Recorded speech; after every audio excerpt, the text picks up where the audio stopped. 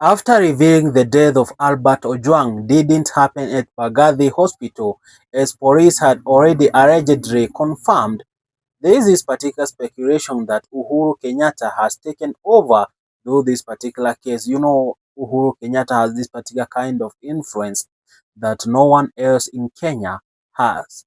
So the lawyers of Uhuru Kenyatta are going to take over on this particular case, and the campaign to expose Deputy Inspector General Eliud Rangat was allegedly also funded through a former blogger who now works within government circles. And this particular former blogger used to work for Deputy Inspector General of Police Eliud Rangat. Right now, I'm being told that Rangat was deeply unsettled by how accurate the leaked details were, especially regarding his corrupt dealings of getting more than 100 million in a month. And also the secret properties in Dubai. He could not understand and how the particular kind of level and consistency in the information that was getting out from his office. So that same blogger that who was also killed, that is referring to Albert Ojwang, who leaked the main information on X platform, didn't go well with this particular Inspector General, and the alleged information out here is that the Deputy IG wanted to know who was this particular responsible, who was giving this kind of information to this blogger, because the blogger was so accurate. And for your information, DIG sensed danger and he could not believe. The only thing that went ahead is to torture this particular guy to death. Those are the hidden allegations out there. Yet unconfirmed news, but yet there are still speculations. I'm still getting this kind of information from my plug, Cyprian S. Nyakundi on X. So, ladies and gentlemen, let us join into this particular kind of conversation and see what is right and what is wrong. I'm going to reveal the consistency and inconsistencies of things being told on media and others being told by police officers. Ladies and gentlemen, my name is Santre Jenga. Let us dive into this kind of conversation. Let us have one-on-one. According to Cyprian S. Nyakundi, the famous ex-blogger, the timeline is collapsing, and this is how he has keenly tried to construct the time and events from the day of the murder.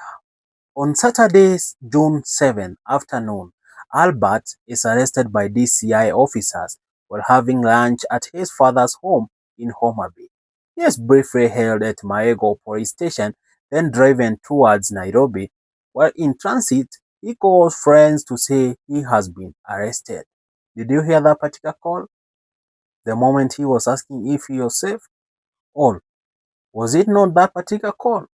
Maybe there is some particular call that we are not being shown the details. But on Saturday, 9:24 p.m., Albert makes another call, this time to his wife. He says he has arrived at Nairobi and is being taken to Central Police Station. You remember that particular thing? At 9:42 p.m. Right now, we have new evidence. From 9:40 p.m. to the time that I'm just going to say. On Sunday, 1:35 a.m., new CCTV evidence at Mbagathi shows that Albert being carried away from that particular police Land Cruiser to the hospital, and we can tell that was just a lifeless body of Albert. Albert was long gone. He had passed away. On Sunday, 2:35 a.m., despite the CCTV showing him dead at 1:35 a.m., you know that Albert is officially booked into the occurrence book at Central Police Station as alive. So we keep on asking, was there any ghost? Was there any ghost, my guys, brothers and sisters? I want to know about this because something is telling me that we are being hidden some kind of information, like they are trying to create tension. They are trying to set this particular kind of a narrative that Albert killed himself. But according to all the evidence that we have already gathered, it is quite clear that the guy was murdered. He was murdered. Motherlessness. Without motherly feelings. Yeah, let us go back to the records. On Sunday, 2:35 a.m., despite the CCTV not showing him dead, despite the CCTV showing him dead at Mbagathi Hospital, they kept on pressing and they wrote an OB. So, I want you to listen to this. Hapo kitambo, there was this particular kind of officers. Ulikuanga unasikia kwa news. Suspect fulani ama fulani, he was taken to the hospital and later confirmed dead, blah, blah, blah, a lot of stories. Then that particular story is forgotten. And do you know one way of keeping this particular files down? If you want to kill a police story, do you know how they usually kill it? It ends up at hospital. It happened like this. This particular criminal tried to escape, and then we had to take him to the hospital. But let us rewind. Let us go back. Did the police take the body of Albert to the hospital? Yes, but it was just a lifeless body. Because if they cared so much about Albert, why was the car going so slowly? Why was the car parked away from the emergency door? And why did it take 18 minutes for even the nurses to come out and check this particular type of body? Why? Someone came up with this particular allegation that they were trying to rub out evidence and to remove fingerprints. And I noticed some kind of a slight detail. They were wearing gloves. The moment they were taking this particular dude to the hospital, they were wearing gloves. The moment they were taking even Albert from the car towards that particular hospital inside Mbagathi, they were still wearing those particular gloves. And they were in a tension mode. So they already knew that Albert was dead. So where were they coming from? Was it at the Central Police Station? Maybe. No. I think the reason they are trying to hide the CCTV of Central Police Station, they are trying to tamper with it, is because they definitely know that Albert might, maybe he was not there. It is kind of a secret information. They are trying to put it, in an awkward manner. Then, there's an image that caught my attention. The image whereby the senior police officer in that particular school, between those who are in the car, the moment he got a phone call and all three of them together, then he was like, let me step away and pick this particular phone call. Immediately he picked that particular phone call. It looked like he was getting command. He was being commanded, told to do this and this. He was being given those particular instructions. So why?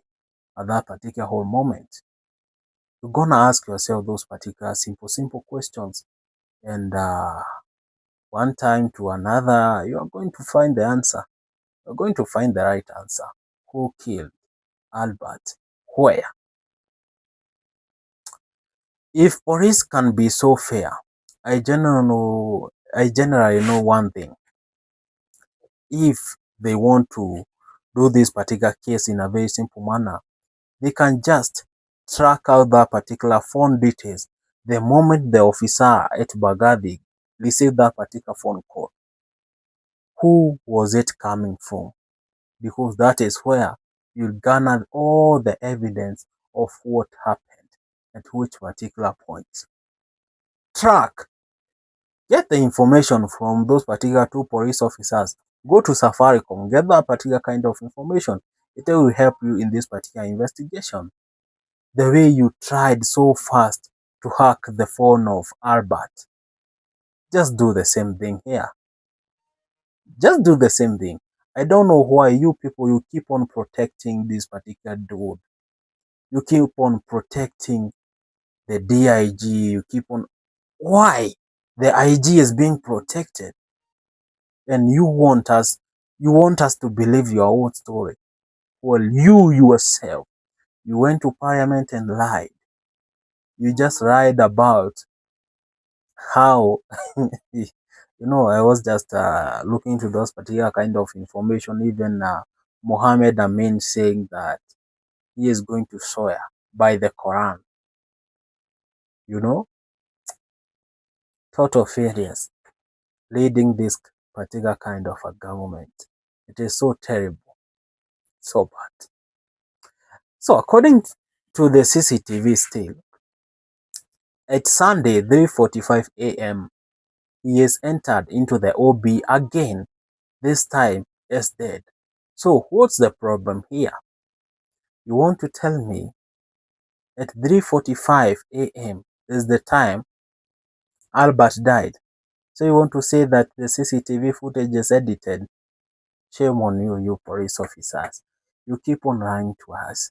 I'm getting this particular kind of information and I feel like something is not right. Something somewhere is not right. But we are going to get deep down and analyze bit by bit. Here is the entered OB again as time of death at 3:45. So what's the problem here? Number one, listen to this. Number one, if Albert was already being carried into Mbagathi at 1:35 a.m., why was he booked in as live an hour later at 2:35 a.m.? 1 hour apart. One very good hour apart. Then, number two, if he called his wife at 9:24 p.m. saying he was at Central Police Station, why the 5-hour delay in OB entry? Why was the OB delayed for like 5 good hours? These are kind of questions we should be asking, and we should be ready for answers. Number three, was he taken somewhere else to be tortured or killed before being booked? Number four, why did police lie all day Sunday claiming his body was at Mbagathi when it was later confirmed it has been taken to Sete Mortuary? You have to look at that. Remember, they even went ahead to Kenyatta to be booked. Kenyatta National Hospital, but we are not being told about that particular kind of information. Why? Why are they hiding all this particular? The moment I realized that Albert didn't kill himself is the first day I heard about this particular information. It was so simple. Police have, you cannot come out. Someone died, during the night, and you have not done investigation, but you have already an answer about it. That he hit himself towards the wall like this. He hit himself towards the wall, and that is resulted to neck concussion, and he later died. You cannot come out with this particular kind of information and want us to believe you. We are not going to believe because we are not fools. If you had a clean heart at that particular moment, if you really wanted to give the public exposure about this, You wanted them to have closure about this particular information. You could have said, we are going to conduct investigation and see what happened. Why rush to say he hit himself against the wall? That was kinda didn't sit well with me. And I can generally say that at that particular moment, I realized we were being lied to. Yeah, ladies and gentlemen, the hours between 7th on Saturday 9:30 p.m. and Sunday 1:35 a.m. could hold the key to what really happened to Albert Ojwang. CCTV from nearby buildings to Central Police Station, or someone who saw something, even the smallest detail could crack this case wide open. I am quite sure those hours activities are not so many. So we can be able to analyze, to get the data, the information so fast. Ladies and gentlemen, are you willing to collaborate with us and to do this particular story, to have closure at the end of the day, or you are still reacted about it? You know? And there is this particular kind of information that has leaked that a lawyer who is famously known for presenting or representing all the main lawyer of the Kenyatta's family is being seen to represent Ojwang in this particular whole case. So we are yet to see if it is true or false, but we wish it all the best. Anyway, ladies and gentlemen, see you in the next video. Bye bye for now. Peace.